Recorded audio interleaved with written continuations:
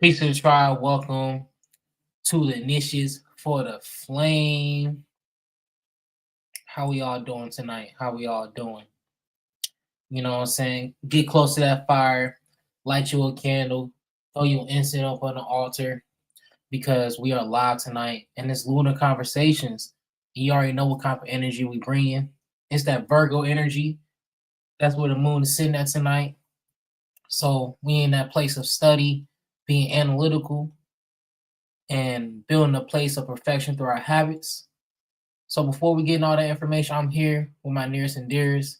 I'm having my bros introduce themselves. You know, we already know they always hustling, always working. So they're gonna be in and out, but we're gonna be here all the way.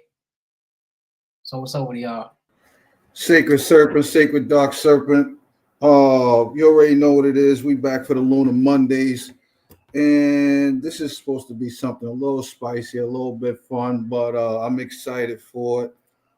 Journey to the Being is in stores. Paperback is on the way. Two new websites in the mix. But yeah, we always working on something. So let's get to it, family. Peace, man. It's the Hood Mystic representing www.hoodmystic.com. Just got to the crib getting settled in, man. Make sure y'all tap in at the Hood Mystic on Instagram. Got that chocolate stocking stuffer releasing very, very soon.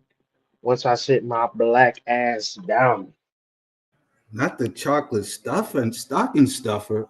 That is low to say. Like, try to say that 3 times fast. Hood, did you say like a stuffing, Santa stuffing? Like a chocolate Santa stuffing, right? Nah, I think he's talking about the new hood bars. Oh, okay. Yeah, I got an assortment of candy bars that we just doing for the holiday season.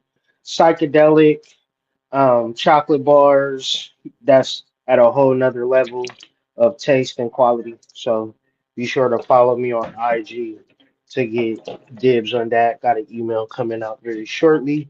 You know, like Serpent said, always grinding, always getting to it. Nah, nah, I mean, Ashe. That's love. Yeah, make sure y'all check out the White Rabbit.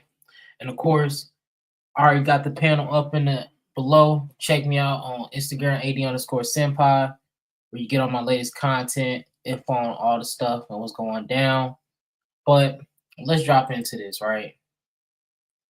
Go ahead, pull up the old Dusty chart, right?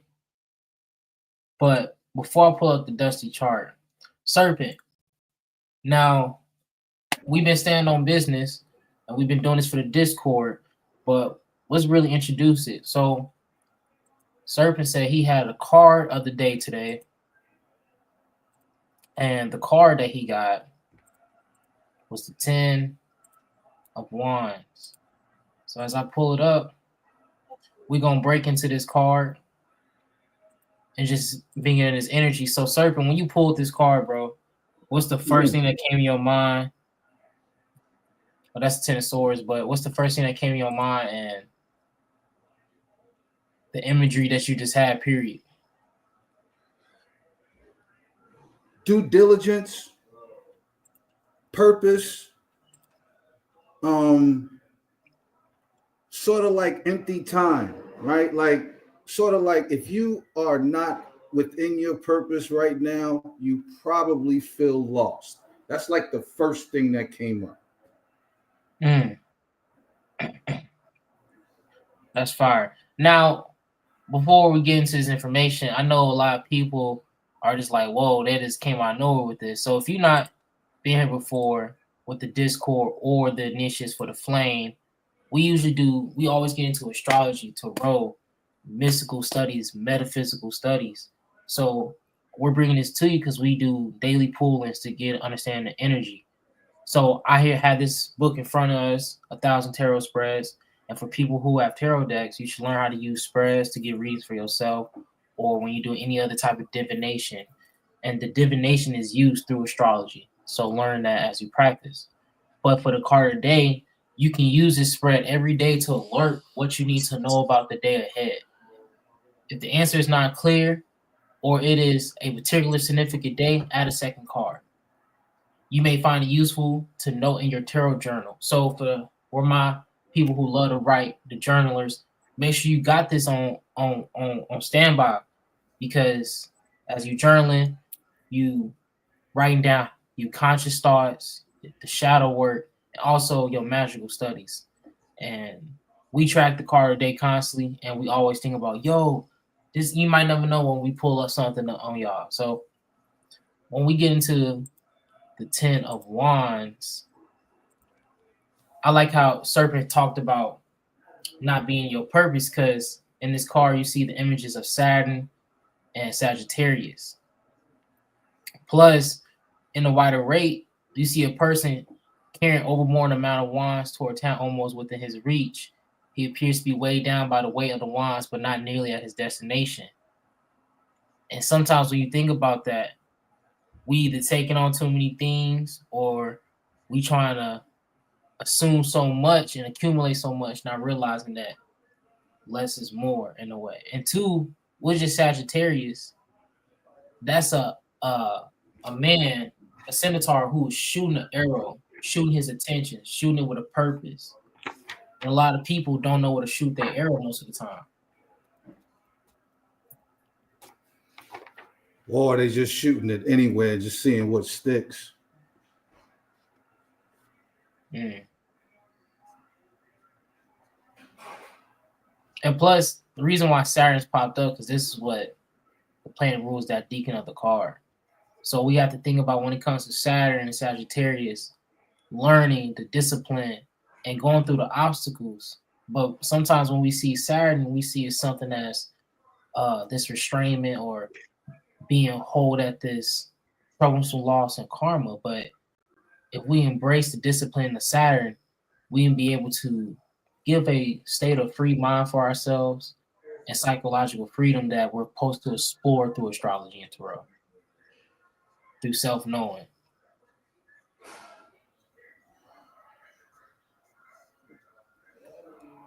So if your desire to do something is blocked, make sure you learn how to build faith within yourself. Because 9 times 10, when we think about faith, we never think about the other side of what having faith is, that doubt, that questioning. And when you think about it, you're supposed to have that, because that's what makes you build more faith, more trust, more reassurance. It's like your girl asking you every day, do you love me? She love you so much that she need that reassurance because of that faith.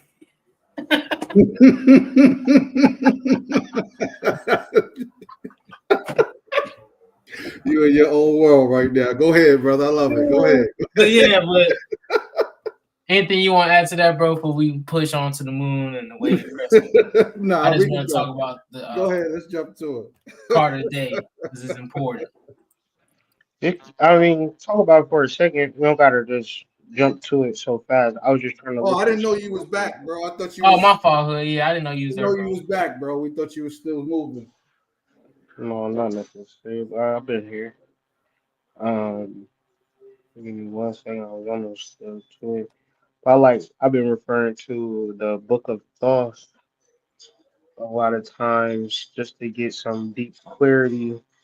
Aleister Crowley says the Ten of Wands is called oppression.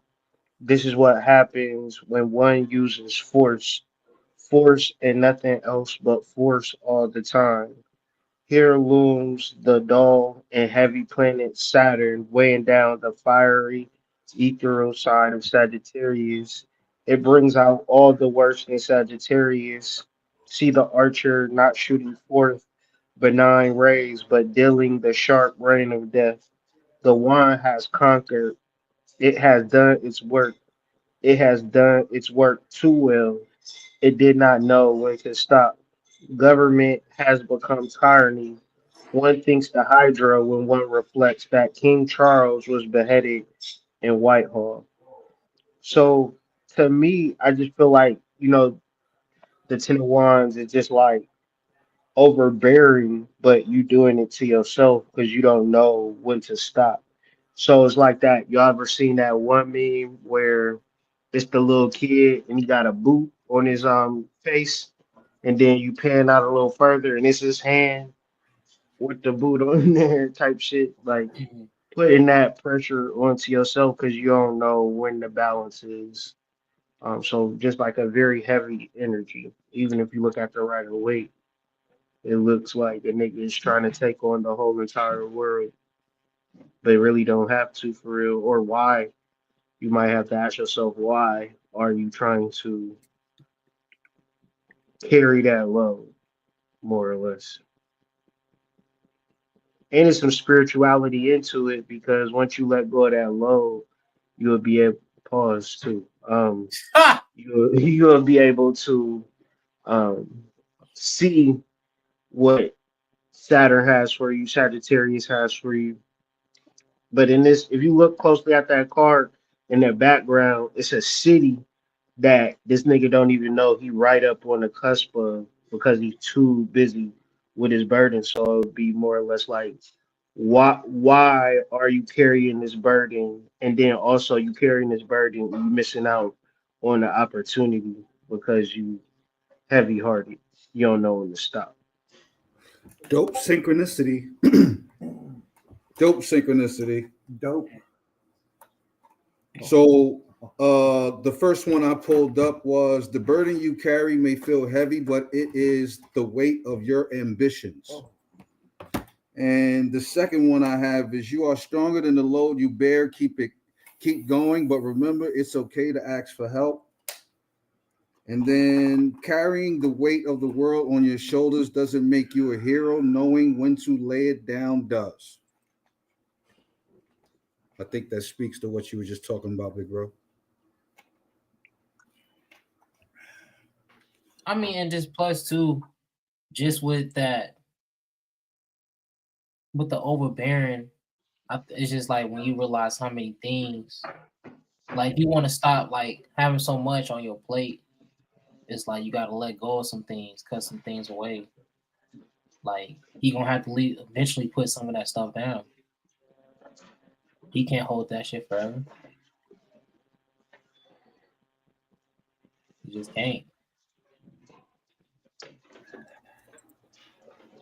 Yeah, accomplishments weighed down by obligations. Celebrate your success, but don't let it imprison you. Mm.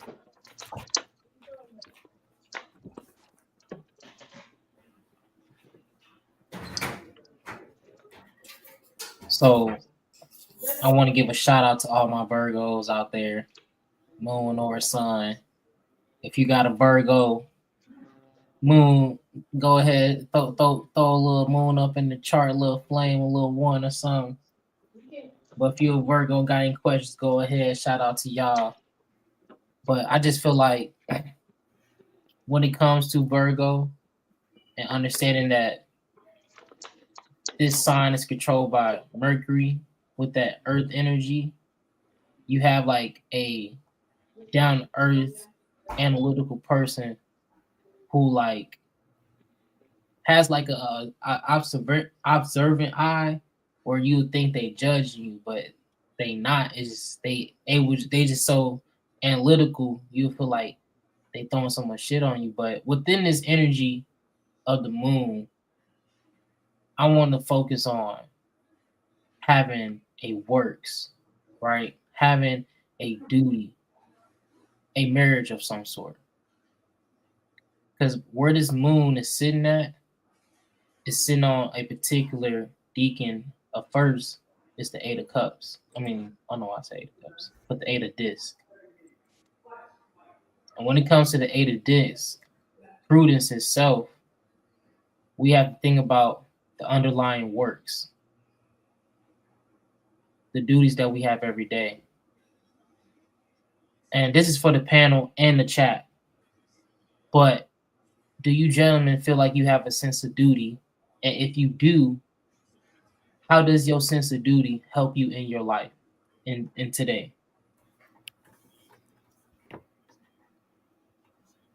Honestly, I absolutely do feel like I have a duty and a purpose. I don't think Well, I know that there is no such thing as being a man and not having a purpose. Honestly, I believe that those things are symbiotic. They go together. They can't be separated.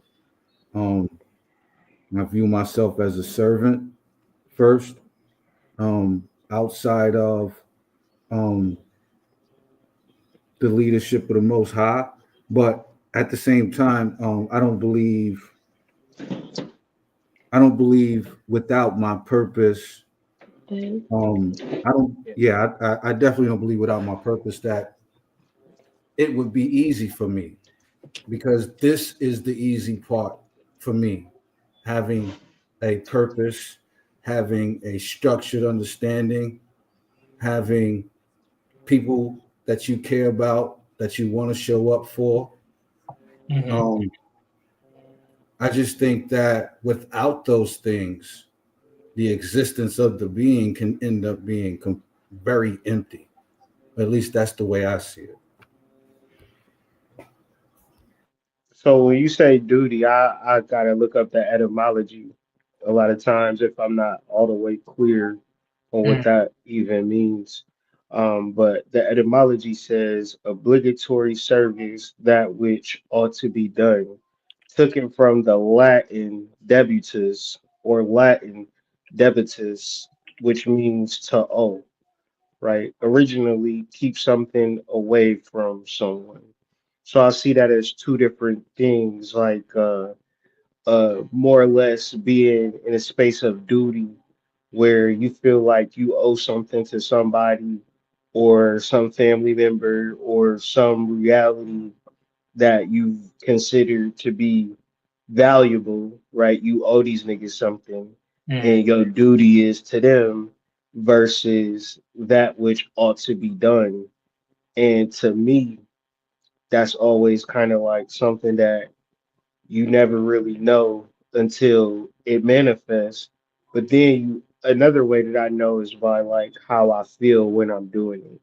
If I'm forcing myself through it, I kind of feel like, damn, something is missing. But if I'm like doing something and I feel like this is purposeful, this is valuable, I don't care what the result is, just the act of it. So to me is duty. Just knowing I need to do something and that which ought to be done. And for me, it's always silly shit like folding the clothes or washing the dishes or shit that I don't normally do. That represents my duty. Like shit that like if I can help a person. I don't see nothing that I do for my personal life as a duty. Nothing that like if I'm able to help my kids or help my wife specifically, that's what I feel like my duty is a lot of times. mm.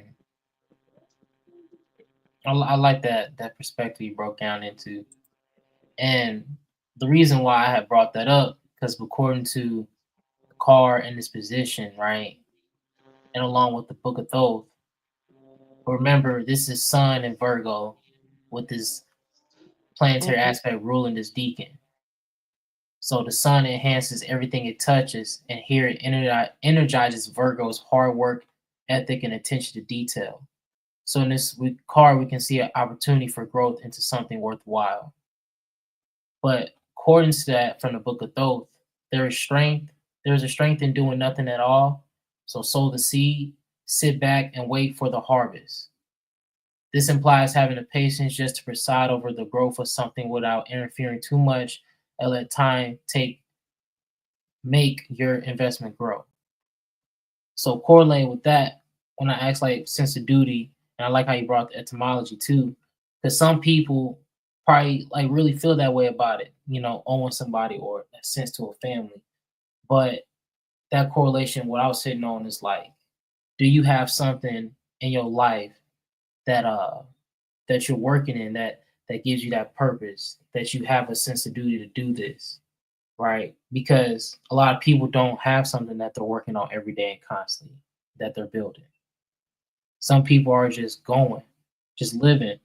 Most people are not even building their source of coin. They're just spending because they feel like they don't know what to do with their money.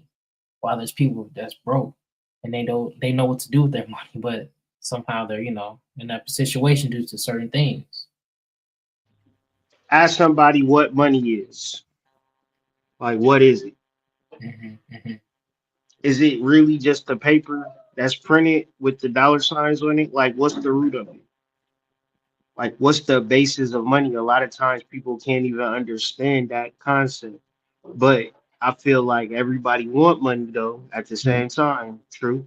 Yeah. Like, everybody want money, but then you're just like, all right, what is money? People look at you kind of confused. So at a certain point, it's like it's crazy. Like when you talk about certain shit and people look at you like you weird, but it's like you couldn't tell people back in the day about electricity when they ain't never see electricity.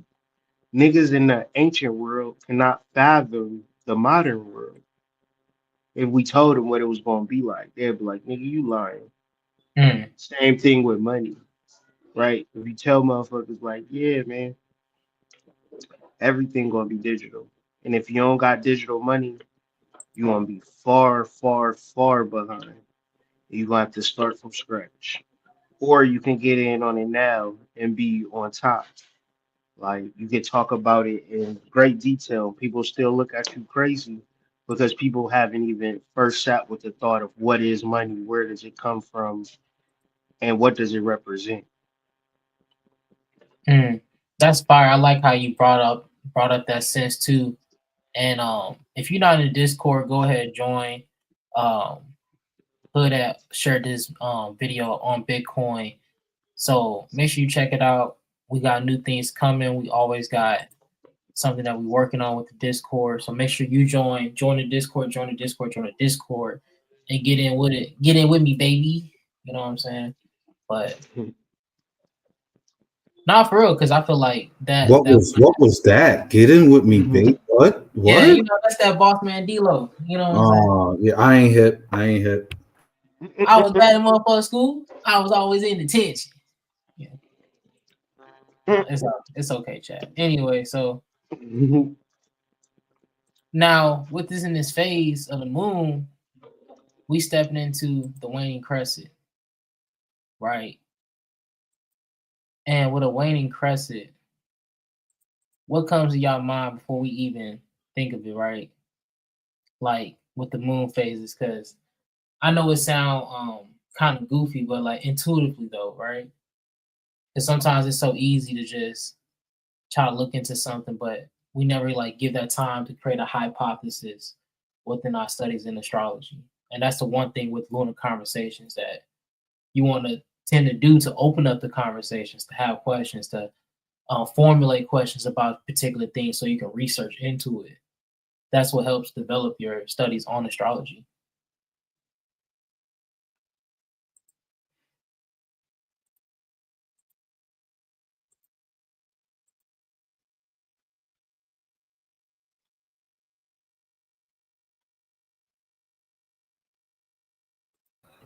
I'm sorry, big bro. What did you say? I didn't catch the last part. No, you good. I was basically like asking like the chat and panel about their thoughts on a waning crescent, like before we even brought up the meaning or detail. What does it mean to you, and what do you pretend to do on the waning crescent? Well, it taps me into like the Muslim idea, the Arabian idea. When you look up any type of symbolism and iconography, they love utilizing the crescent moon. So it ties me into like a Moorish, um, you know how they say the Moors taught Europeans everything type of deal. That's Yeah, what I within the Dark really, Ages type thing. yeah, that's how I look at the crescent moon, the waning crescent, and also I was born on the waning gibbous. So another level of it is like you almost there, but you all like you just come to the party a little too late. The bus just passed you. You know what I mean? So it's like now you got to just wait for another bus. You got to kind of just hold your position and prepare for the next time. You know, you just missed it, but you can get it again. That's the nature of the moon and the nature of life. That's tough. I'm getting sick and tired of you, hood mister. So, crescent moon. First thing that comes to mind with me is childhood and listening to the Five Percenters on the block in Brooklyn. And then I took my shahada. I want to say 20, no, not 20. I apologize. 1998, 1999. So the crescent moon has always been like a sign to me of um resilience and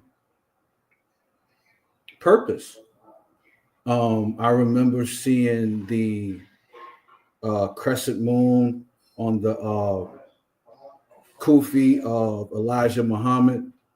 I remember seeing the crescent moon on the kufi for um, Malcolm. And I just remember the crescent moon always being like a symbol of like notoriety and honor. That's what I think of when I think of the crescent moon.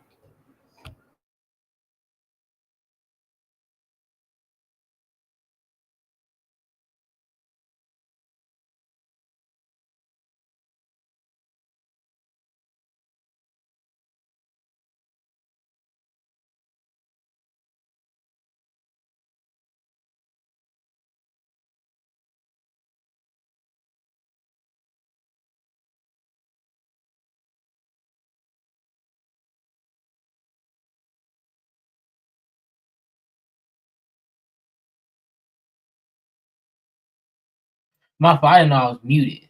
Oh my But God. that was fire, bro. Like, because then, when I think about the waning crescent moon, I never really I had a hard time even understanding it or even seeing symbolism with it. But when I just got into it, I just really went outside, microdosed, and stared at the moon for a trance. You ever did that? Like, just sat on your balcony on your porch, stared at the moon for a trance? Oh yeah. Oh yeah. Oh yeah.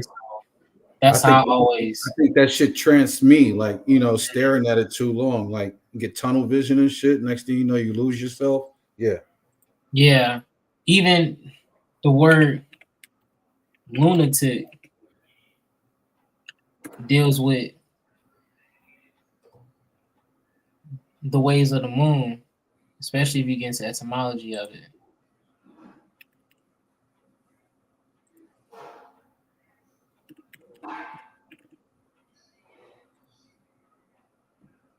Growth, intention, and manifestation.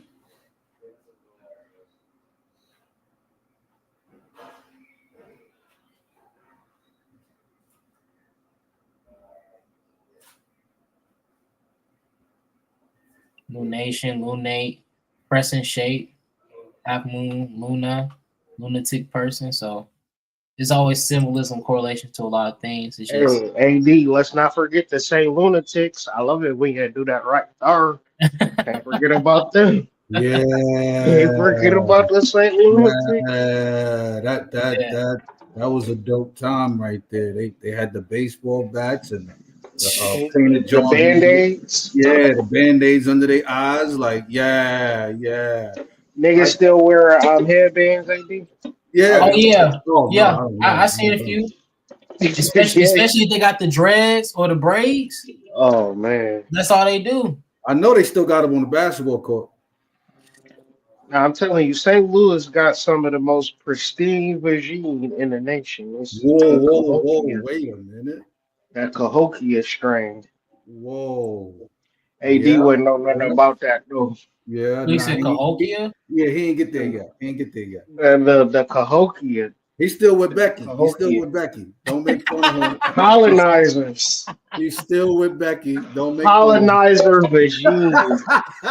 on the reg is wow. Yo, we're not Oh making man, this a I race, gotta bro. tax a colonizer though. You know what I you know mean? what they Like, say, man. When you know how to disappoint your ancestors, you just keep going. You know what I'm saying? man, it's a meme exactly like that. Like, it's a revenge for your ancestors being slaves. You gonna take Becky to pound. What Kendrick? I think Kendrick Lamar had a verse like that too. He was like I wonder if my ancestors gonna be mad at me. Type shit.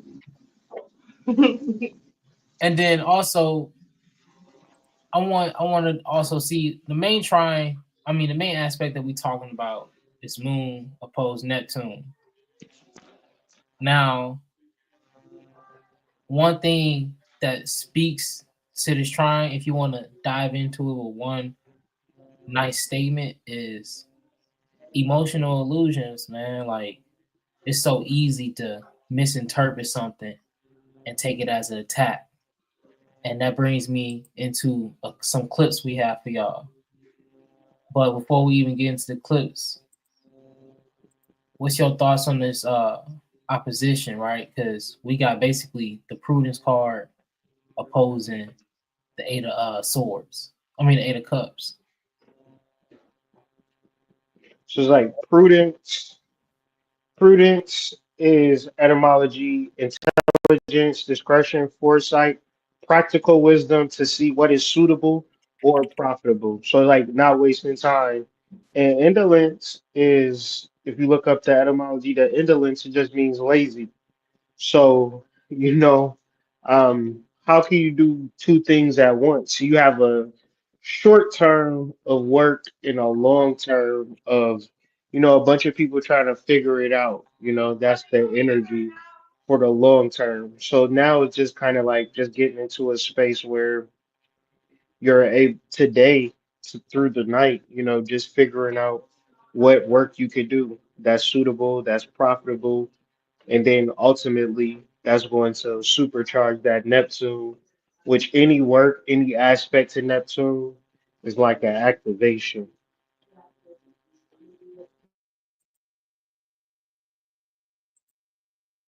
You just and also just with Neptune and Pisces, it's gonna be strong here, but at the same time, it's like, can you see through the mist? Can you see through the darkness within your mind? And are you gonna be willing to bring forth something?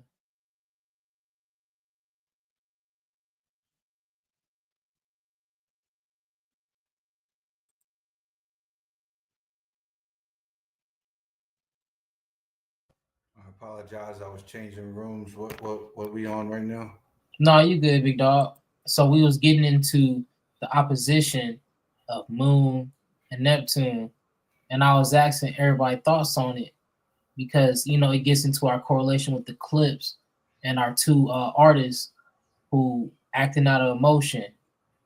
You know what I'm saying? And Hood got into it speaking about indolence and prudence, laziness and work. Oh, I love that word, indolence. Yeah, because that's what the Eight of Cups. I mean, Eight of Cups speaks to where Neptune sits at. Mm-hmm.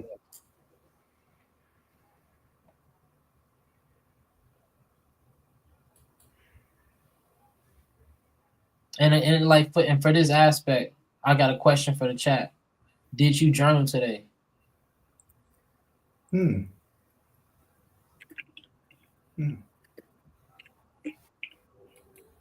And then if you in the Discord, I'm gonna ask this tomorrow, and I'm gonna ask you, did you journal today in the morning? And then later on, I'm gonna ask you in the afternoon, did you journal today? Because I know everybody got stuff going on, and so, and I'm gonna do an evening check because I try to really make sure I journal 2 to 3 times a day, like every day, but twice to 3 times, checking in, hitting quotes. Like if I learn, like I just learned something today, I'm gonna write it down later. I wrote it down on a piece of paper so I wouldn't forget. So I'm gonna put it in my journal. That's what I like. That's how I have fun. So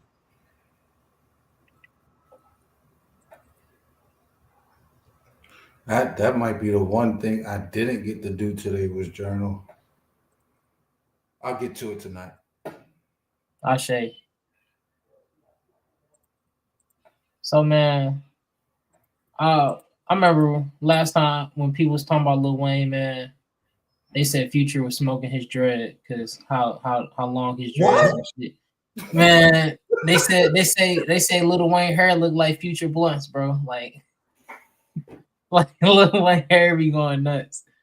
But let's get into it. Lil Wayne is trending again for all the wrong reasons. It all started when Kendrick Lamar was announced for the Super Bowl halftime performance instead of Wayne. Drake and Wayne fans couldn't stand to see Kendrick get the nod after Not Like Us dominated 2024. They claimed Wayne deserved it and that he would put on a good show. Well, Wayne is doing a festival right now and the evidence is here. Kendrick was the better choice. I'm a Wayne fan, but have a look.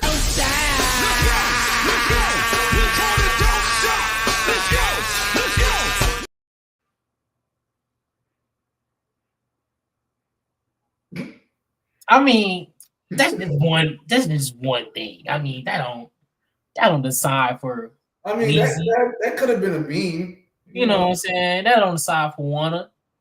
You know what I'm saying? But we got more. We gonna keep seeing with the accusations. I don't know. I can understand what they saying just from hearing that, because how much pints of lean did Lil Tucci drink all the time? Didn't he have times where he go to the hospital for over a promethazine and shit? I mean, he had a few trips to the emergency room in which his stomach needed to be pumped and he had to be put on fluids and ventilators and all kinds of weird shit and seizures. So I'm not sure if there's a direct correlation between those things and the lean. Well, I know he probably hasn't done in a while. Yeah, I mean, I would guess though. Yeah, but that was something like he popped on a lot. Mm-hmm. And he looked like it. Yeah, especially to this how he is this day and age. So, and that's crazy. It's an opioid based drink. So, but hey, not to knock or judge Lil Wayne, it's just as a rapper, and when you do these things, you get exposed to stuff. So let's tap into some more. K-Dot called out Lil Wayne and Snoop Dogg. Wayne responded by, "Man, I just be chilling and they still come from my head. Let this giant sleep. I beg you all. No one really wants destruction. Not even me." It wasn't a shot at Lil Wayne. It's the fact that the work that he put in getting the Super Bowl, where he feels as if maybe Wayne wasn't proud that the work that he's put in afforded him the opportunity to get that. I could be wrong. Somebody was going to be happy. Somebody's going to be disappointed. But we've got to stop this notion, Ocho. Just because the Super Bowl is in your hometown, that automatically moves you to the front of the line. Who else would they go get, Ocho? Frank Sinatra been dead. Sammy Davis Jr. been dead. I mean, you can't have Beyonce do the damn halftime show every year. Beyonce did New Orleans. Beyonce was a part of the Super Bowl 50. They should let me perform. They should not. Oh, Eddie Kane Ocho. Okay, Eddie Kane Ocho. Nah, they're not gonna let you perform. So, do you think you? Ain't nobody come to see you, Otis. Man, I would have said anybody come see that bald ass head. But do you think it was extra for Kendrick to do that? To like make a response in his track to say like, I disappointed Wayne.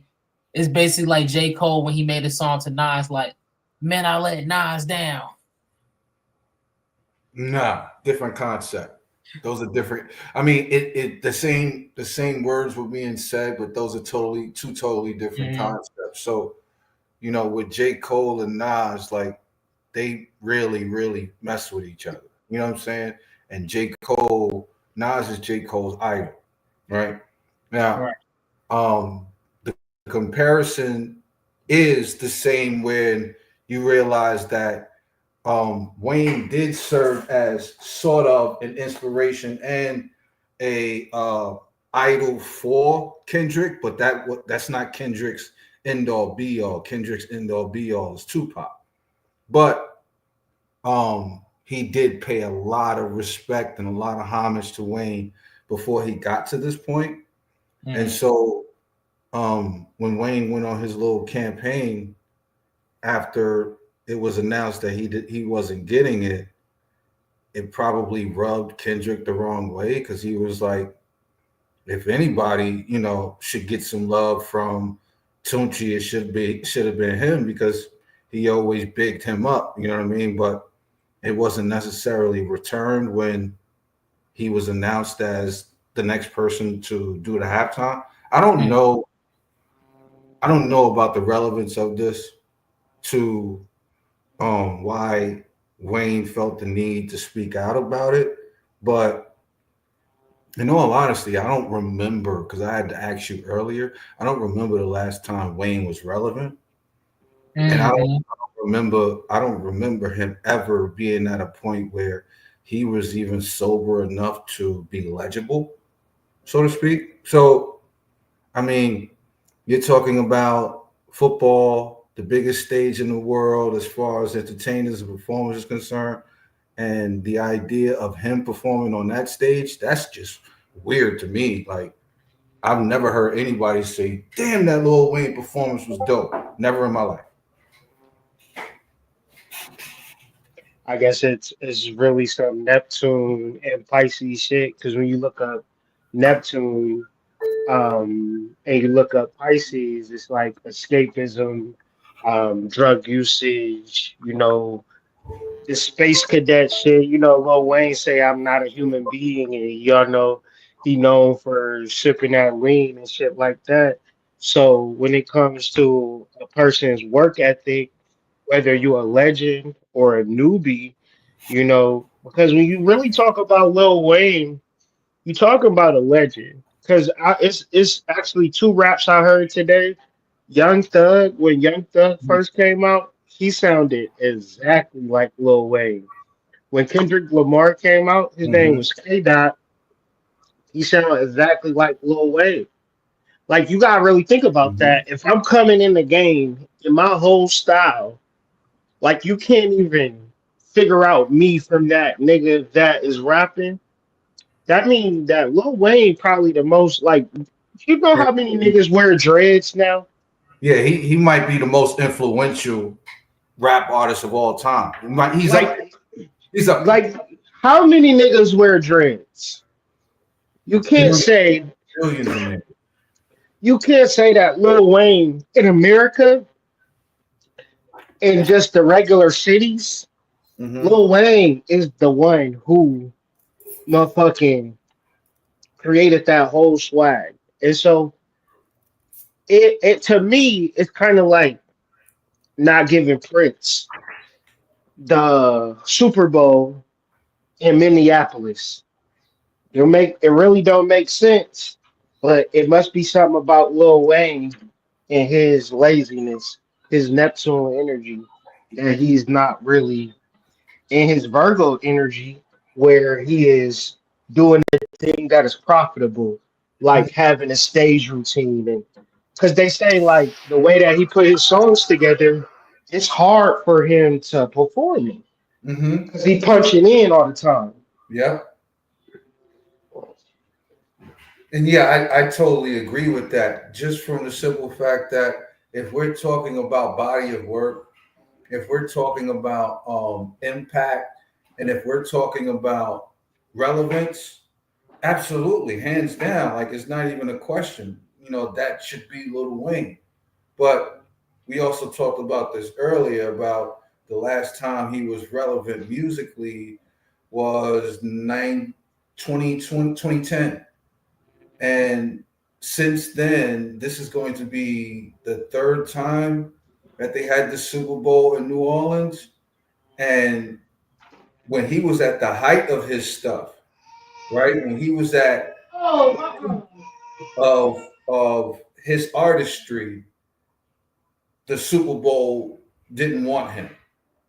So a lot of things went into this where the assumption was that because Jay-Z is in charge of the music for the NFL and the halftime for the NFL, the assumption was with the type of relationship that he had cultivated over the years with Weezy, that it would be a no-brainer pick. However, the way I view this is there's a certain level of responsibility that I don't think people view him as in that light as having. Okay, so it's like he can put out great music. He is a cultural icon. He has been good for a very long time, but it's the dependability part. It's the can I trust that your extracurricular proclivities are not going to interfere with this? And is it something that you really care about? Because again, the last time you were relevant and the last time you were really putting out efficient music was in 2010. And we in 2024, it's been 14 years. And a lot of things have happened to Lil Wayne from 2010 to 2024. So if I put myself for a second in Jay-Z's shoes, I have to weigh all of those things with the type of impact that you are as an artist or that you had as an artist. But I also have to think about the fans, the people that are spending their money, and this contract I got and who I'm working with the NFL, right? Like, because let's say he picked Weezy and Weezy go up there and bomb. Now what? Oh, y'all shouldn't have put Weezy up there anyway. You know what I'm saying? So that's the way I'm looking at it. I'm looking at it from a business perspective as opposed to a popularity contest. Yeah. Plus, it's like at the end of the day, I bet you if Lil Wayne didn't get up there, somebody else is going to say, "I'm surprised Kendrick wouldn't get up there. That did not like us." It's going to be weird if he didn't get up there. Honestly, he supposedly won the beef.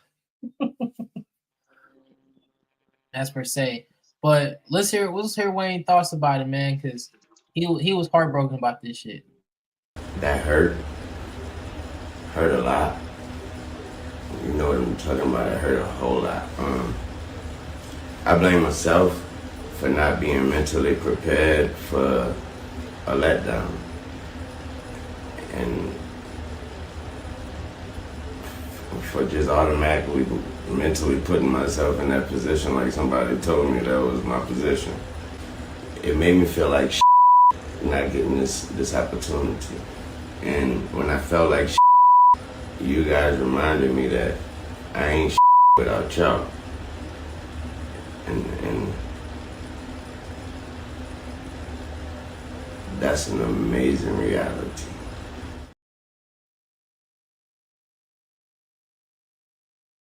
So that's the one thing I like how he gave clarity on. He was like, "Yeah, I put myself in that position, like someone's holding that position. I was gonna be in that position." But that's the question I was gonna have. Like, what made him think that he was gonna even be there? Like, what sparked this combo?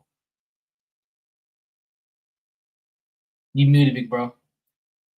There's no way that people in the industry didn't like sort of tell him that he probably was in the running. Like, I'm sure that there was somebody that was just like, "Yo, Weezy, the Super Bowl's in New Orleans, right? Like, that gotta be you, right? That gotta be you." So I'm sure that there were people that were probably close to him or around him or had access to him that might have given him that impression.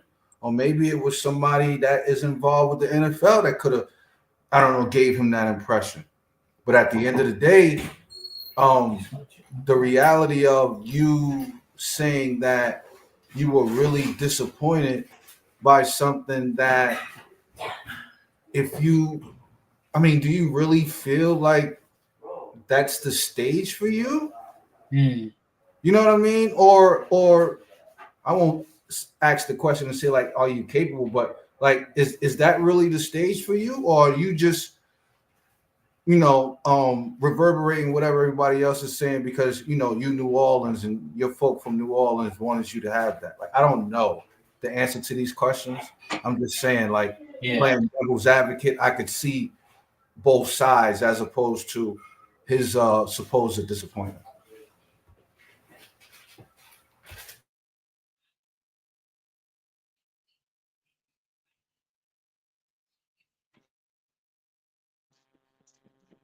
Yeah, You I like some of the same things that y'all saying. Like, I feel like he had somebody on the inside that was telling him, "Yeah, it's going to be you. It's going to be you." But if you just look at it like the Louisiana Fest, it's not a good performance. It's not a good show. And I just remember like when he had fell off for like a few years, then he came back performing, and people was just like, "Man, this shit is horrible."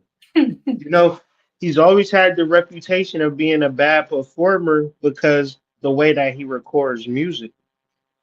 And when you doing rap songs and you punching in, and then when he performs it, he like say a line, then skip a line, come back. And it's cool if you're doing a club or a small event. But if you're doing the Super Bowl, there's a lot of money in that. That's one of the biggest thing. That's one of the most viewed thing. It's so big that people perform at the Super Bowl for free. everybody on Sunday is like watching that. No cap. Everybody's tuned into the Super Bowl. I don't care if you only watch football. You're gonna be posted up somewhere eating, talking about the game. If not, they're chilling.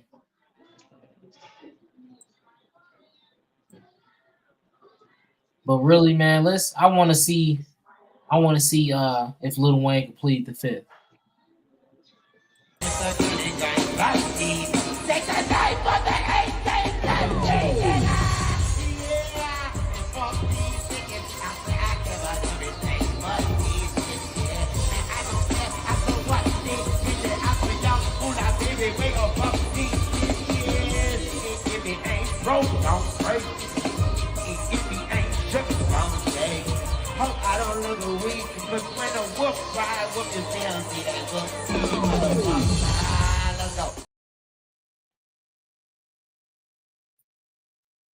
I mean, that's like clip 2 or 3 of that shit. I mean, You know, you ever heard that saying, don't meet your heroes? You ever heard that before? And I so, I, because, I haven't heard it like that, but I've seen a lot of examples and people talk about it.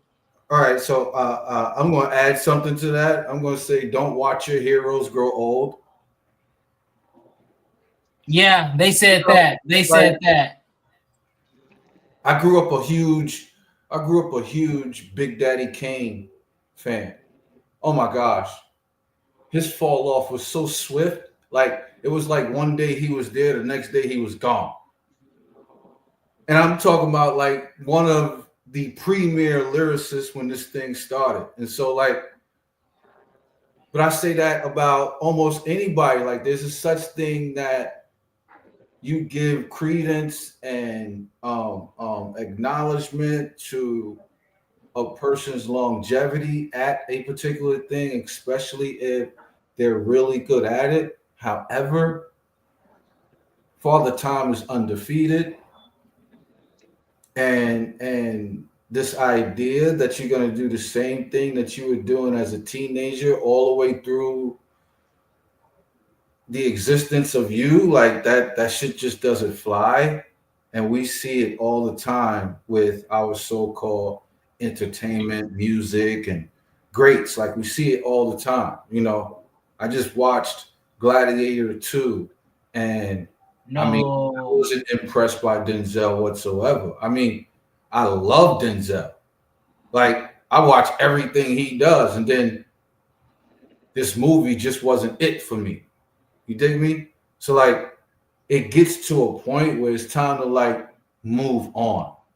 It's not a bad thing when you say it's time to move on. Yeah, man, that I heard a lot of complaints about that Gladiator too. And of course, yeah, and I seen like with the sport I do, man, and watching a lot of fight sports, man, you see guys that's been in the game or even athletes like basketball, football, you see them get injured or you see them get, hawked up or clamped up by another athlete, youth athlete. You just see it, man. But sometimes you see guys that's, be in the game where the youth die young, and they got so much experience where like it's taking them further and further each day. It's kind of mind blowing, like seeing veterans still doing they thing. Yeah, because I don't really care what other people have to say about that, about Duke, but like I look at LeBron James the same way. I'm like, bro, what are you doing? Like, what? I mean, I get it, but I don't get it. You know, his son came into the league, so he wanted to be there with his boy, and that's a dope concept. You know, that you worked so hard and you were so good that you were able to parlay that into your son getting to the league. But him playing 39, 20 years, I don't know. I just think it gets to a point where it's too much, bro. It's just a lot. Mm. And then they gonna be talking about, man, my feet hurt. Retire, bitch ass nigga. Your Like, feet won't be hurting. like fuck is you talking Damn. about, My bro? back hurt like a motherfucker, man. You know what I mean? Fuck, go sit your ass down then. The fuck? Yeah, let's see if his feet was tired in this shit. Pause. So then Wayne comes out, right? So I was worried he was gonna forget the bars, the lines. He forgot the melodies of his own songs, right? Every song that he performed was this like choppy version of the song that I knew and loved, right?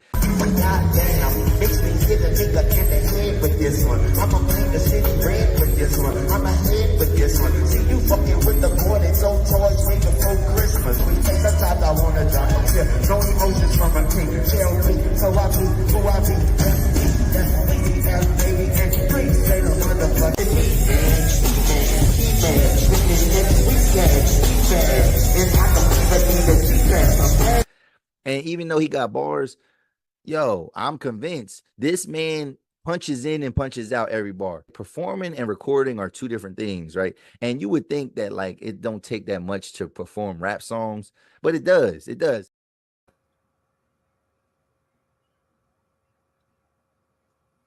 Yeah, I'm at that point this year. I think that's another thing I'm going to add to this year is going to be know when to move on. Like, know when to cut your losses. I think it's. I'll put this question to the two of you and to the chat, right? One's in the chat if it's better to leave before they kick you out.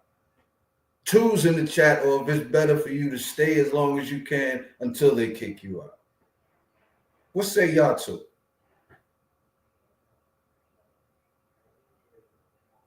Always have an exit plan. So you should never like wait to get booted to be out of something.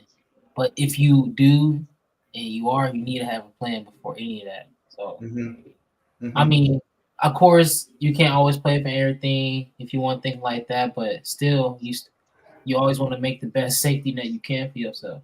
You might never know when you slip. I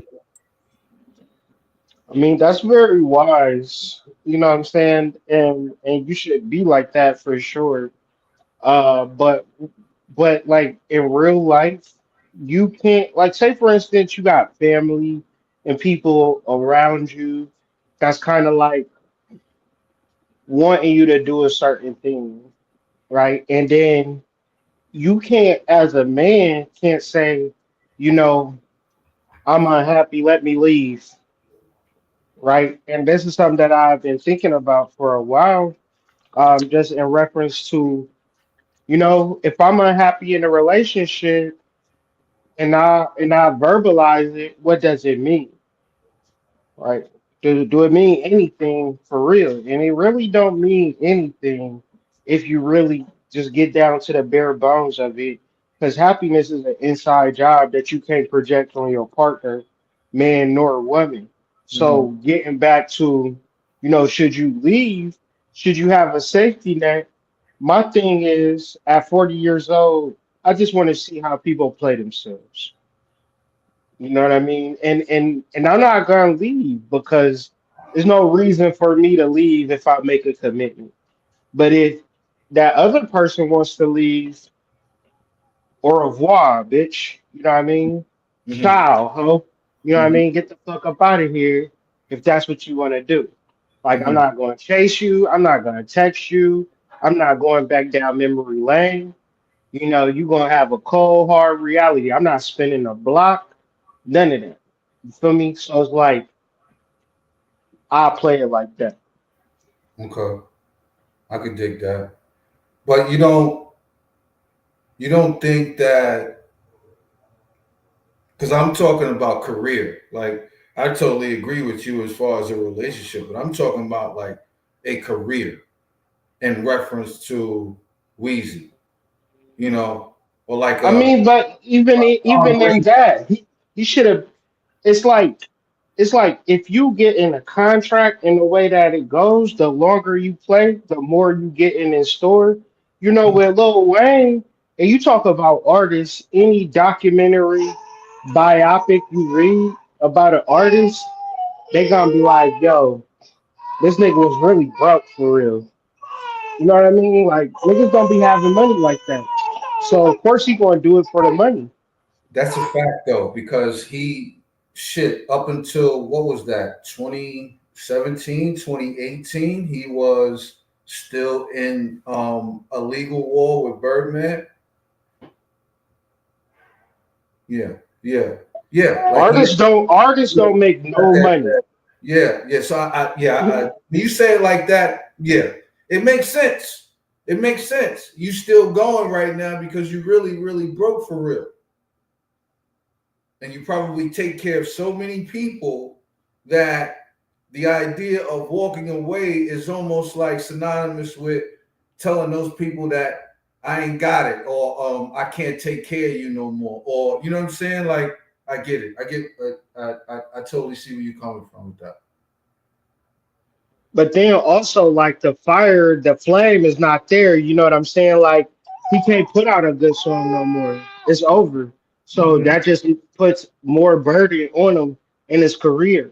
Cause these artists they want to put out a song and it be a hit, Yeah, but they can't. but they can't. Yeah, you're not gonna get 500,000 first week sales no more. You're not getting $1 million, a million sold for a single no more. Like you're not getting that no more. Hmm. Would you say it's better to be independent than corporate when it comes to the music game like that?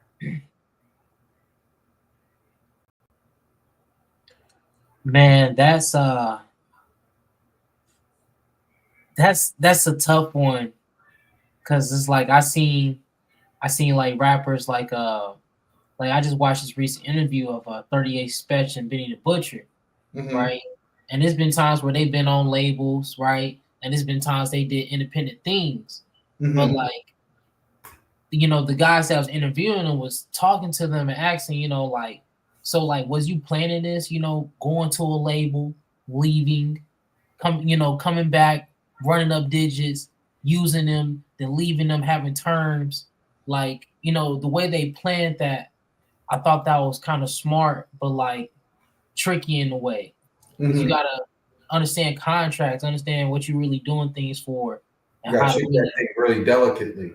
yeah. Because it's like, when you getting in beds and making deals with certain people, you got to be careful what you're signing up for or what you sign yourself into. But Mm-hmm. seeing a lot of artists that's independent and that's always done things and still find a way to make deals with labels and get themselves out there and Mm-hmm. be independent, I say it's a thing you should do, but it takes dedication, it takes real work. Mm-hmm. Because independent artists, at the end of the day, things are still smoke and mirrors. Might flex some bread. We don't know if they really going through something, Mm-hmm. you Mm-hmm. know. Yeah, because I think of Tech Nine, and I think of what's the boy name? Chance the Rapper. Now Tech Nine is still going, but I don't remember the last time Chance the Rapper put out any music. I could be wrong, but I know when he was at the height of his stuff, he was always on TV. I don't remember the last time I seen Chance the Rapper, but that could be by design. But I know Tech Nine had a very lengthy career still going on, and he went independent very early. I know it didn't work for most artists that try to do it because a lot of the times they're doing it after they already went the corporate route.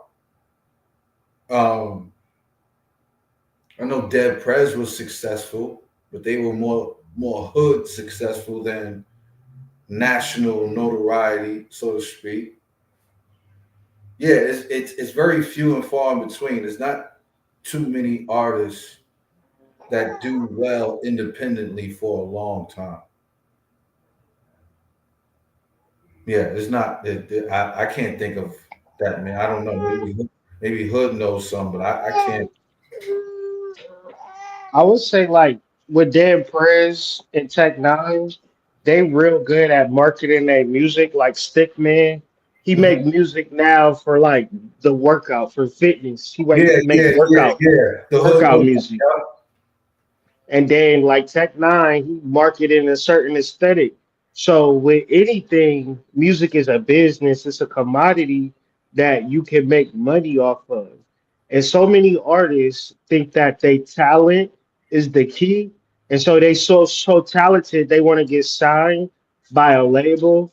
And that label is an ancient tool to steal their soul, right? They Mhm. don't even care about them. It's not gonna pay them or nothing. So it's like if independent for sure, but you got to understand the music business. La Russell is a good example of somebody that's independent and killing the game right now. Mhm. Mhm. I know there was a female too that's killing it too. She's independent. Yeah, because to even push your music and be independent, you gotta be on top of that, like taking advantage of the marketing, like for real. But it's essentially what? Cutting out the middleman, right? Yeah, that's a lot of things that they did, and I feel like that's something that's not really talked about enough. Like they talk about it, but they don't say exact things. You know what I'm saying? Mhm. Mhm. Like one thing they was talking about Benny and Spesh, they was like, you get around guys like us who been through the type of things you hear us rap about and stuff, and you know, you get around us and you expect us to put you on so quick, but all we can do is give you information, Mhm. and then you gonna have to use that information and did what we did and get yourself up there. Mhm. Ain't no quick to the flash of this stuff. It looks like that, but it's not. Yeah. The only way it did because people had other outlets, if you get it, or they had labels and they had certain things they was doing to have that look, Yeah. to have that market, even to get your song on the radio. Yeah. So like I think the difference from what you brothers are describing is independent is a lot more work, but it's not necessarily that it being a lot more work makes it harder. It's that it's a lot more work, but the royalties all come back to you as opposed to having to split that shit up in a seven-way pot. Because you go through the corporate joint, not only is you signing a blood contract, but they gonna spoon feed you. Like they're not breaking the bank for you. Like they're gonna give you a couple dollars here, they're gonna give you a couple dollars there, and they're not gonna tell you what they charging you for. So like you gotta do all of that shit to figure out what you gotta pay for studio time and what you gotta pay for distribution and all of these different things. And there's a lot of phantom charges that just pop up on a nigga. Like you just like you get to the end and get your shit after you put your shit out. I'm like, damn, this all I got back. I mean, the first thing I think about is TLC and that fucking ragamuffin pebbles. Like like what they did, like to those girls. Like that's the first thing I think about. It's every artist, bro. Every artist, they giving you a budget, and if you don't have a number one single that goes to the roof, you in debt to that label. You every artist is in debt, and every rollout where you thinking they got money and all of this, that's the label's money that they have to pay back. Most artists are in debt to their labels. You feel me? And maybe if they got like endorsement or something outside of the music, then they eating maybe. But a lot of times, most artists is not eating off of the music. So it's like if you independent and you have an audience or you can generate an audience, like I feel like artists should just niche down into like what Stickman do. If you make music about working out, make music about working out. If you make music about little kids playing ABCs, that's what like I think music is a business. It don't matter. Like it's business, but then the major labels, they trying to get the little kids to go to jail and sip lean. That part of it, the Little Wayne aspect, the secret society, CIA. What we talking about? We're talking about the Central Intelligence Agency and the FBI. And Little Wayne is not a part. Yeah, he's not a musician. Drake is not a musician. Kendrick Lamar is not a musician. They are agents. And your homie Benny the Butcher and 38 Special, they agents, man. Like, No, for real though. Agents. Big agents, big mask, big suit. yeah. I think that I think once I found that out, and then remember a few years back, Hood, when we did the Prisoner Pipeline joint, like The CIA joint. yeah, like Went deep into that.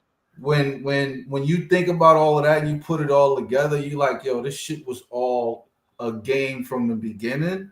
And the fact that so many people invested emotion and time into these so-called quote-unquote stars, that's the nasty work. You know what I'm saying? Because you invest so much into, idolizing these people and, all of these different things. And then you find out like this shit was all a game from the beginning. Half these motherfuckers is not even that talented. And the reality is that they were put in front of you on purpose to get you to buy a particular thing, to get you to vote a particular way, so forth and so on. Like all of that shit goes hand in hand. Politics, CIA, Hollywood, the music industry, the prisoner pipeline system, all of them are connected. Let's keep it a buck. This nigga is saying squabble up. Squabble up. Squabble up. Bro. Squabble up. He's not talented. I don't care what you niggas say. They not like us. They not like us. They not like us. Nigga, fuck out of here. That shit is nursery rhyme raps, bro. That shit is nursery rhyme raps. Like the average person could come up with that rap. It's just all the production and all of that shit that he has behind him, the machine. That's the bots. Yeah, that's the part that we can't do. But as far as the rapping, and he's not doing nothing special. He riding the wave right now. That's all he doing. Plus, you got even Ice Cube even getting on shows and getting exposing all types of shit about this, especially when they try to kill his big three, when he was trying to make that basketball league, and trying to really get NBA players in it. He was talking about that, how they cut him off and talk about gatekeepers, talk about the CIA. So it's just, this is nothing new. So it's like, especially if he exposing it, you already know what he on. What he is. Yeah, and that should be so systematic because it's like niggas like that only complain when they don't get their way. Right. But even when they complain, it's like they pulling their punches, bro. You know what I'm saying? Like he not swinging all the way through. It's like Mike Tyson and Jake Paul, nigga. Like if Ice really wanted to swing, bro. You know what I'm saying? Like if he really wanted to swing, he in LA, bro. He could knock a pillar down of that shit. but he not really trying to swing, bro. Come on, he was around when the so-called quote unquote folks kill Eazy-E, bro. So he of course he knows. Of course he knows. Is it systematic that only him and Dr. Dre blew up from NWA? So like the rest of them niggas, what happened to the rest of them? What happened to the DOC and MC Ren and DJ Yella and all of them? What happened to them? Damn. You know what I'm saying? Like, if we think about it, yeah, there's a reason why certain people were allowed to succeed. Key being allowed to succeed versus the ones that didn't. It's usually always a reason, and that reason has nothing to do with talent or work ethic or good music. The CIA, FBI, and drug enforcement agencies, because you can Google this. I challenge anybody to Google this. In your city, in your state, they're private. Naomi want to get here, chop it up. But real quick. In your city, in your state, there are private prisons.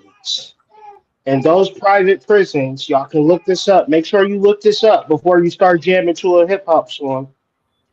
In your state, that state has to fill up the prisons by a certain percentage, or the private prisons get to tax your state for whatever money they didn't promise to fill it up with the person. Because each person is a check to the private penitentiary. That's a fact. That's a fact. So if they don't fill it up, so you damned if you do, damned if you don't. So the point of them arresting people and putting them in jail is because it's big money. And let's just imagine a world for black people. I need niggas to really sit with their thinking caps on this. Let's imagine a world of black children without hip hop.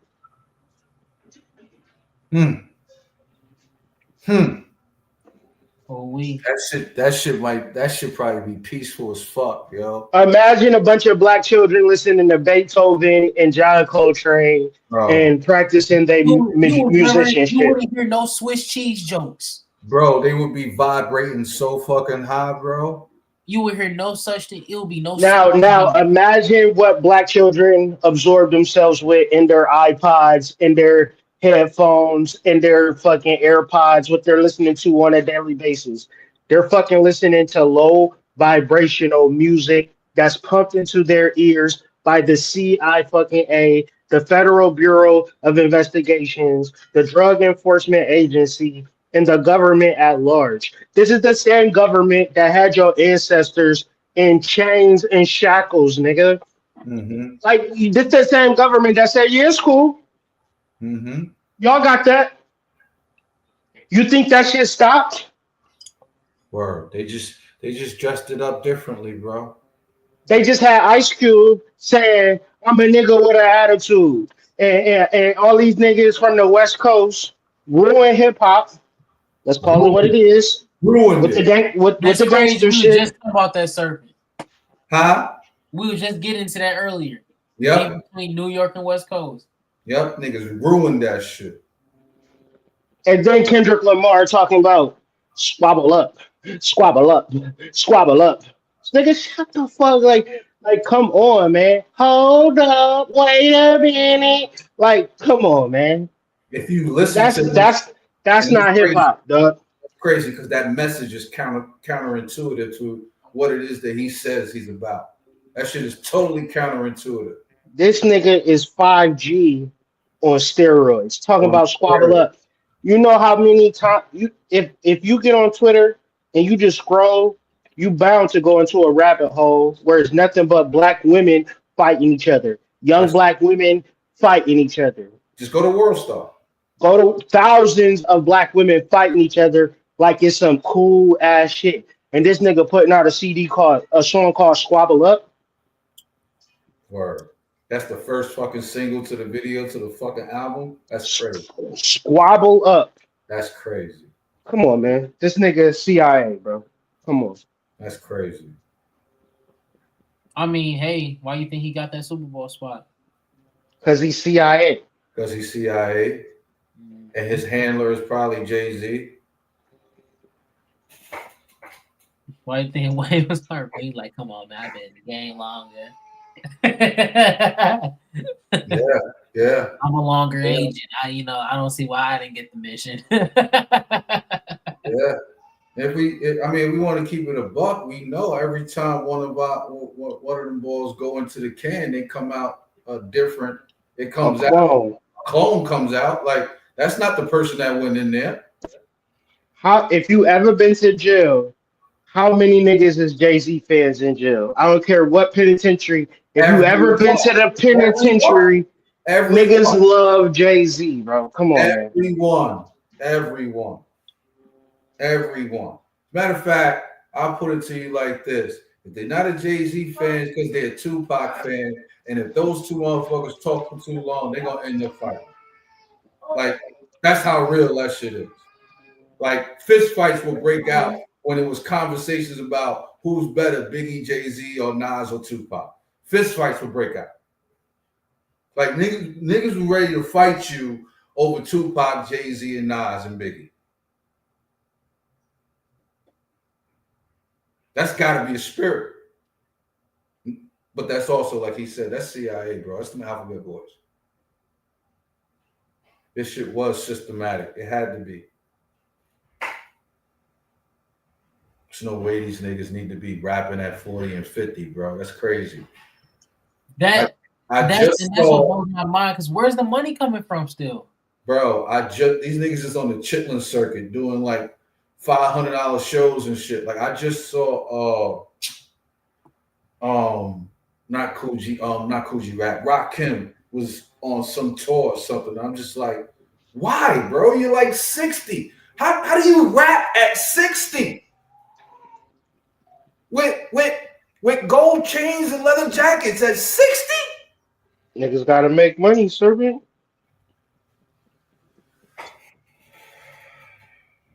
Hard out here for a pimp. But it's the same argument we have, bro. Like, you don't get to tell me at the same time that the only thing you could have did in the hood was sell drugs and rob niggas and shoot niggas. Like, you can't tell me that's the only way these niggas can make money. Niggas could have meditated and became engineers, became authors, became physicists, all types of shit a nigga could do if they learn how to meditate and deal with their higher self. If you deal with your lower self, you're going to deal with, and I'm not using this in a sense where demonic or demons is bad, but I'm talking about an uncultivated force within you will have you crash the fuck out. Facts. And I know it's real because I experienced it. I was so bad, I knew I was going to prison.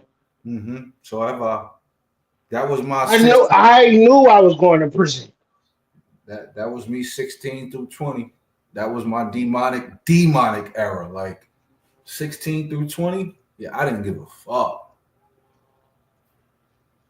Like, literally. What type of shit is you on to the fact that you can't do nothing but put yourself in a position to go to the penitentiary?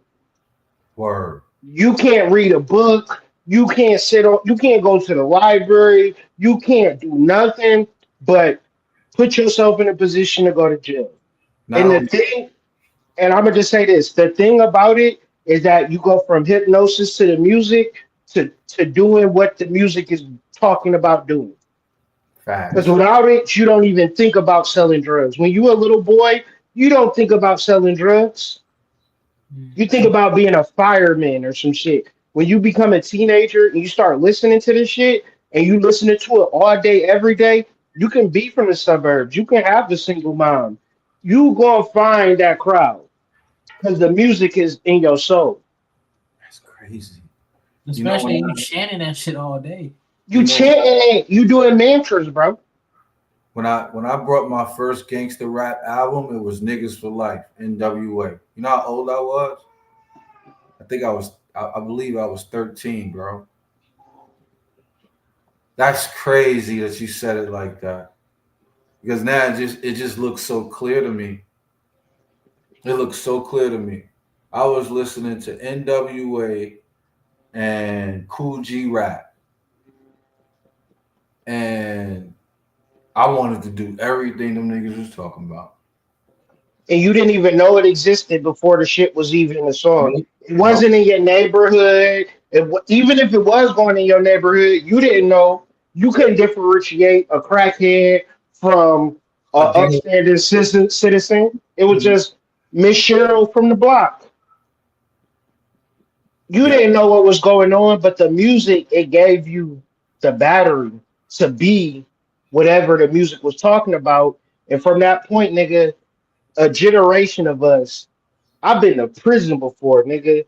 And I'm not even a prison type, nigga. I swear to God, I'm not, bro.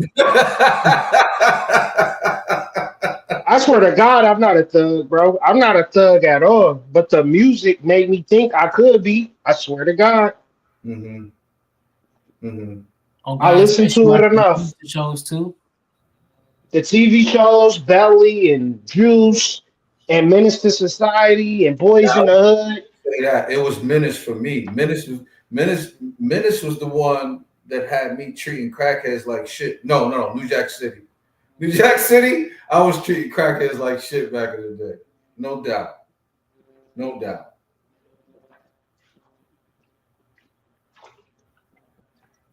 Yeah, you're right. There is a direct correlation from the music and the TV to what niggas actually ended up doing. You are absolutely right. And then what we didn't grow up in LA, nigga. Come on now, let's be for real. We didn't. But you know, but niggas was playing games that would make them feel like they was LA, GTA, Vice City. Like, come on, man. That's a lot later, my nigga. That's that Gen X, that Gen Z. That's Gen Z right there. I'm talking from my experience, you know. Yeah, that's that Gen Z right there. It's the same thing. That GTA is why niggas is on the shit, though. Mm-hmm. The world that we live in today with niggas and ops and drill rap and all that, that's some GTA shit all day. Because before that, niggas wasn't even on that type of time. Mm-hmm. Like, it was rare for a nigga to just be dead, even if he was in a gang. Now, if you watch the news, them niggas is dropping like flies. These are the babies. Mm-hmm. Mm-hmm. They think this shit is GTA.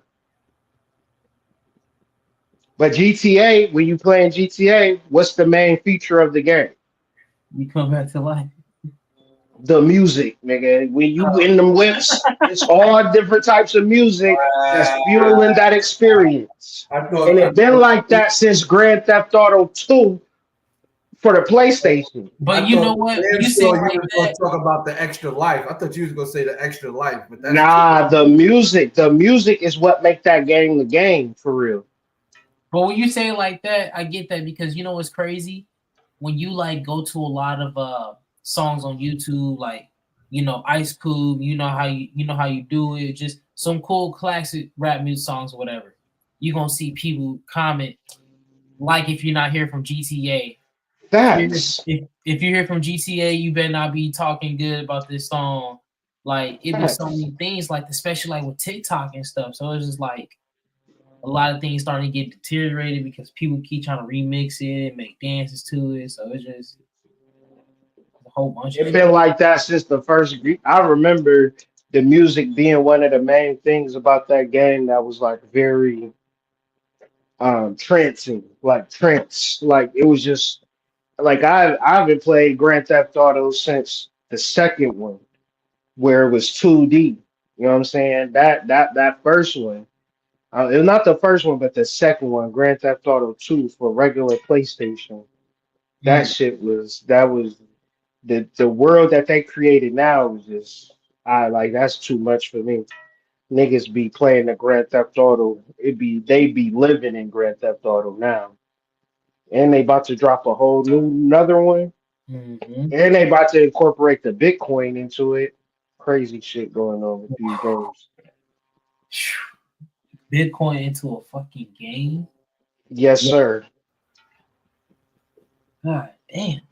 What you mean, bro? You play video games. You know that shit is nothing but a money grab. You can't even put a game out without buying something extra with the shit. Yeah, that's true, but Yeah. thing is like what I'm thinking from is like the people that might take advantage of it. You know what I'm saying? But it's just I wonder what is gonna happen to us. So I want to study that. That's kind of blowing Yeah. my mind. I Look think up the cryptocurrency in the video games. That's where the money is at. mm-hmm.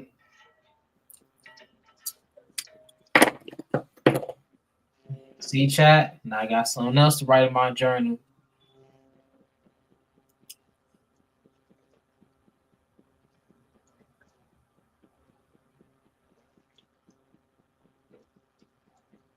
Yeah, that shit crazy, yo.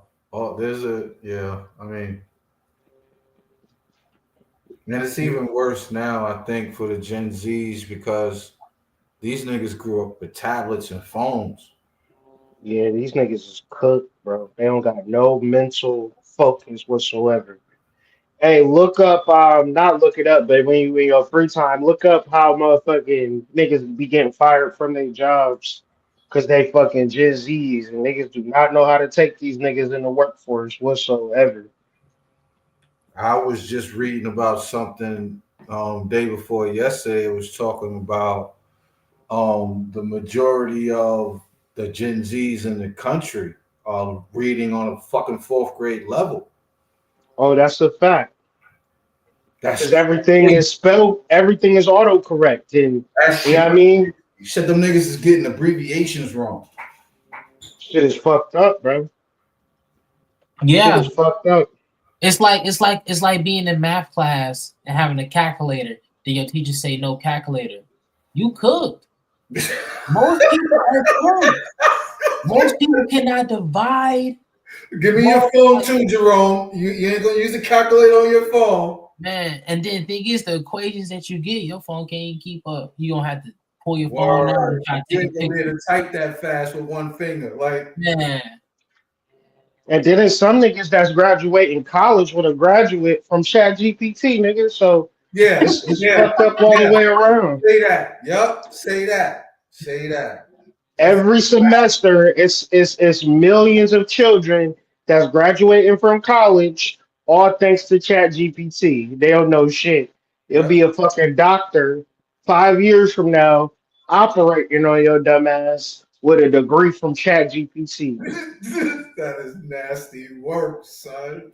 That is nasty work, son.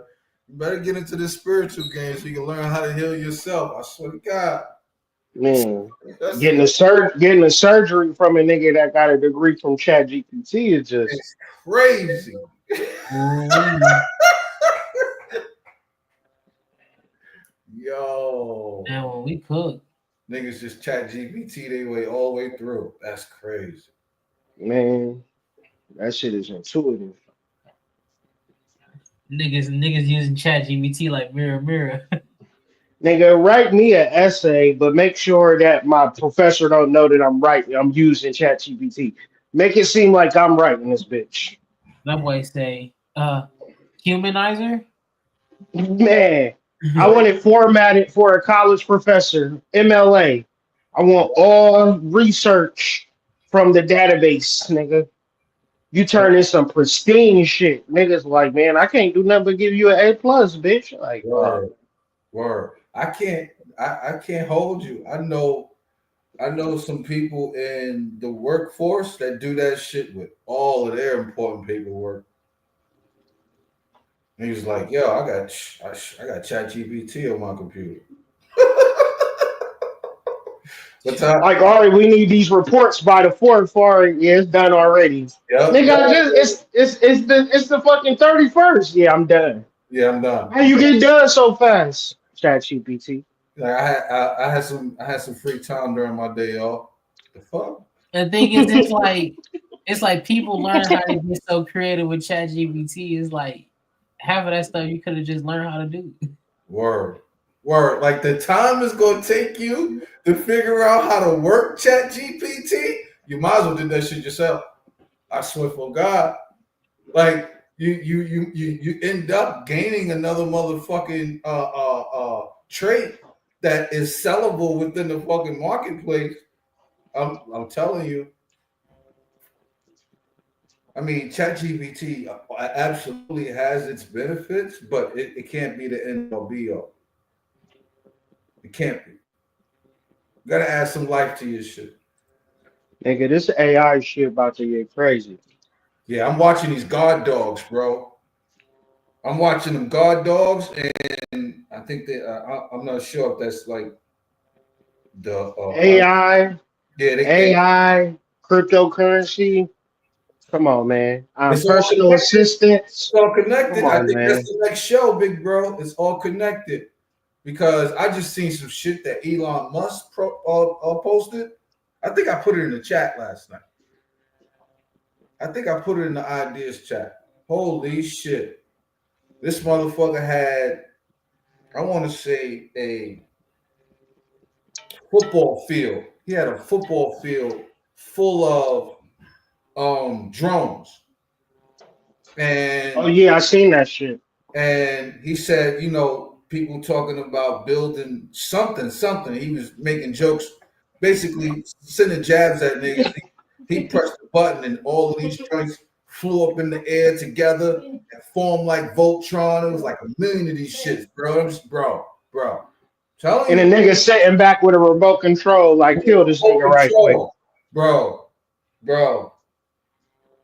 That shit went up and touched the firmament. These niggas is flying around the firmament, making little X's and what, bro. LA already got they self-driving cars, they self-driving cabs. They just opened up they self operating restaurants, bro. But it's like, nigga, fuck this shit. Why did Michael Saylor buy $5 billion worth of Bitcoin yesterday? Yeah. Why? 55,000 Bitcoin. And we talking about not us, but in general, the world is like Kendrick versus Lil Wayne, Kendrick versus Drake. Like, nigga, fuck that shit, man. Let's get on this Bitcoin shit. Cause why is nigga spending 5.5 million and you can't get a nigga to spend $1? That's It's something you crazy. gotta actually think about for real. That's crazy. But there's really on Monday morning, this nigga got $5 billion in credit and bought Bitcoin. Like this nigga got mad Bitcoin. Mm-hmm. You know what I mean? Mm-hmm. And it's like some niggas, they don't even want to talk about it. But they if you want to sit down and talk about, whatever, they all ears. Bitcoin, they think it's a scam. Yeah, But my thing is this, money ain't a scam. Word. You're gonna have to make that make sense. They printing that shit or in New York City, and it's not a scam. They could print it and give it to their nephews and nieces, and you working on your hands and feet for tools and fuels, and you not being scammed. The Pentagon, think about this. The Pentagon did it again, right? These niggas literally just said they can't account for $824 billion from their annual budget. Listen, we've heard this a million times before, right? But can you imagine telling your boss you misplaced $800 billion and still have a job the next day? You're gonna have to tell me how your cash is not a scam. You're gonna have to explain that to me. If niggas can have 800 billion and lose it, I'm telling you, a large percentage of that money went into Bitcoin so these niggas could go ride off in the sunset. They already got yachts in Italy. They already got what they need to have. But see, what's happening is they converting all of the cash into Bitcoin. Mm-hmm. So when the dollar collapsed, they're gonna be like, shit, behind is the word, bro. And it is the saddest thing in the world that's taking place right now. Yep. Wow. We are so behind. Yeah, this is something to take a note on, like real talk. Like honestly, like BlackRock owns most of America through Bitcoin. And they own billions of dollars within Bitcoin. Yeah, that's what I'm saying. Through Bitcoin, they brought most of America through fucking Bitcoin. That's crazy. That's crazy, bro. That's crazy. Financially, we can't have no real conversation with niggas because we don't even understand what money is. We don't even understand what it is. It took so long for me to figure out that the shit was a trust system, and you just ain't a part of the trust. You're not a part of the trust, and you're a part of the trust, but your mom sold you out of the trust by giving you a social security number and a birth certificate. She applied for that. That's the application.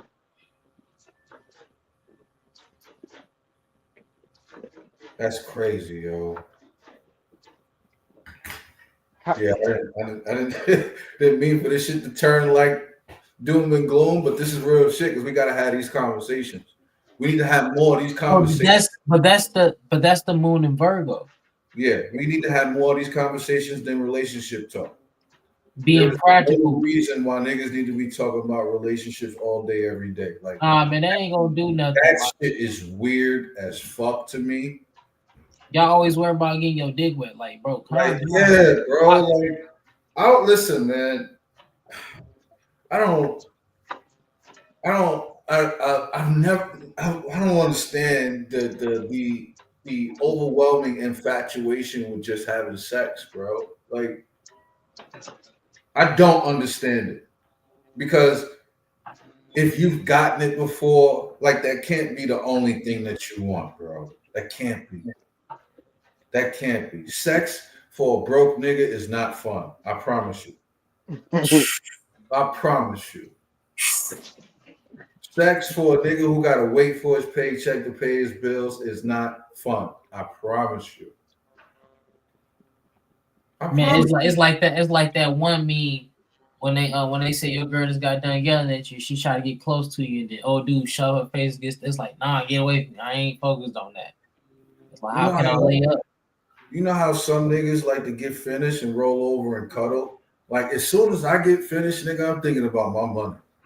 Like, I'm very fucking serious. I'm like, how much did I spend today? What we got going on tomorrow? What's coming in? You know, like, I'm thinking about that, bro. Like, cuddle. Shit. Got me fucked up.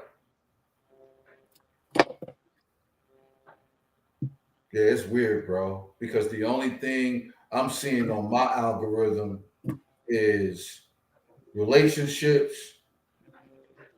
Damn, I'm so mad Donald Trump won. Damn, I'm done with black people. I'm moving to another country. I'm done with black men. I'm moving to another country. And this dumbass Kendrick and Drake and Lil Wayne shit. Like, these is niggas that I probably would have beat up in school. Like, honestly, like, I would have beat at least two of them niggas up in school. Like, oh, I can't stand it. You know how niggas just got a punchable face? Like, you got a real punchable face. Like, them niggas got punchable faces, man.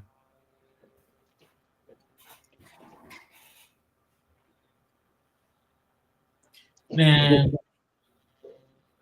my thing is like, at a certain point, you gonna see how people that don't got no purpose, like, or no mission, like men, they like look at their relationship as a big source of pleasure. Oh man, a big source. say it ain't so. No focus. Sheet of pedestal. No dream and focus. Well, on another weird note, Alex Jones just said this is the end of the world alert. Biden administration is proposing to transfer nuclear weapons to Ukraine to be used against Russia. Well, that's wonderful.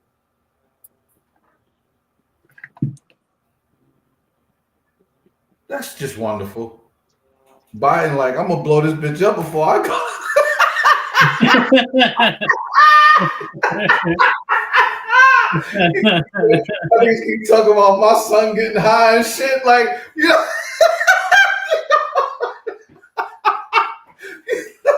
yeah, that nigga nigga fuck around and press the button by mistake? Like,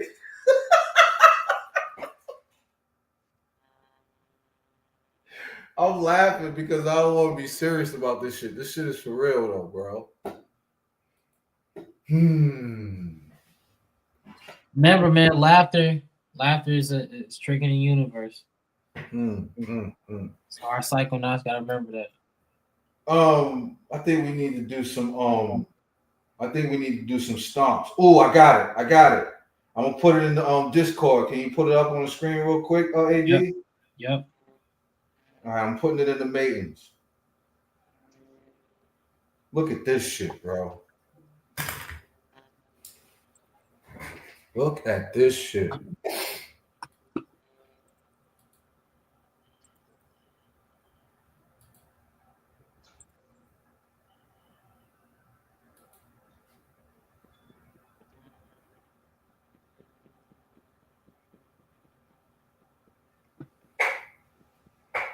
Yeah, he said, meanwhile, some idiots are still building manned fighter jets like the F-35.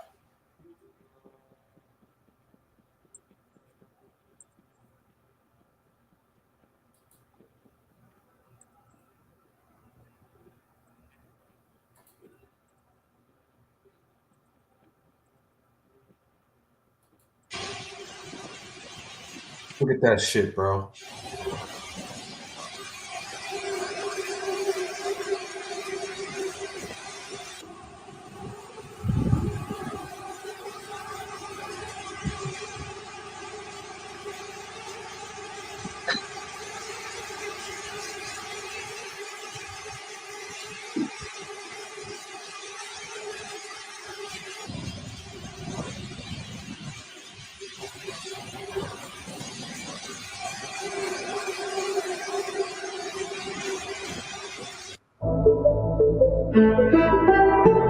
Don't play, dog. Don't play. You said what?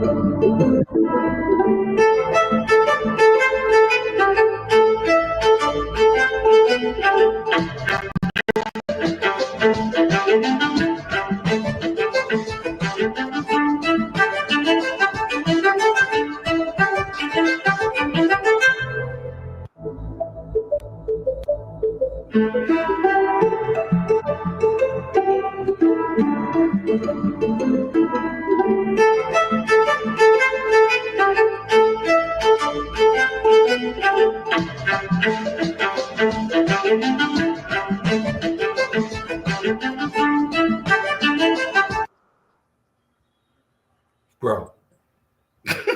You know what that remind me of? Terminator?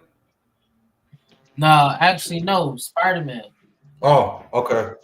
You remember when he was fighting Mysterio? I remember They that showed one. all them drones. Yeah, that was my. I think that's my favorite one. Yeah, That's Jake Gyllenhaal. That's the one with Jake Gyllenhaal. Yep, that was my favorite one. Yeah, like that right there. Those drones right there remind me of how they can even show graphic imaging, make certain things happen. You'll think the whole tower fell, and like how he did with the whole Paris thing, crashing into the building. So that was a fire movie. Yeah, man. Shit is getting spooky. So, and make sure you tap into the book John D. and Empire of Angels. Jason Love was actually talking to a piece in Revelations about drones and things of that nature. Yeah, I'm so far on Elon Musk is motherfucking what's the ball that Trump and them took the stuff from?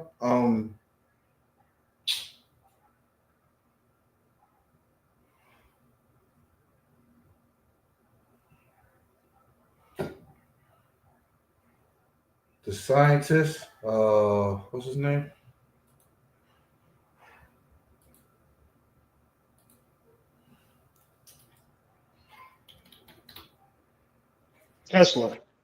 Tesla.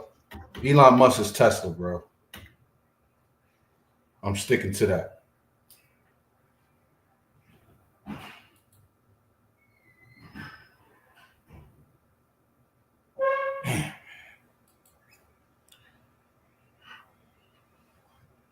Oh, we almost been on here 2 hours. I know y'all brothers got shit to do. I gotta clean up this house before I get out of here.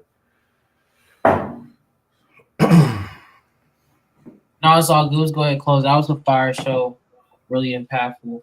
I appreciate everybody tuning in with the initiates. Go ahead, like, share, subscribe, and join the Discord. Join the Discord. And of course, check out the Substack.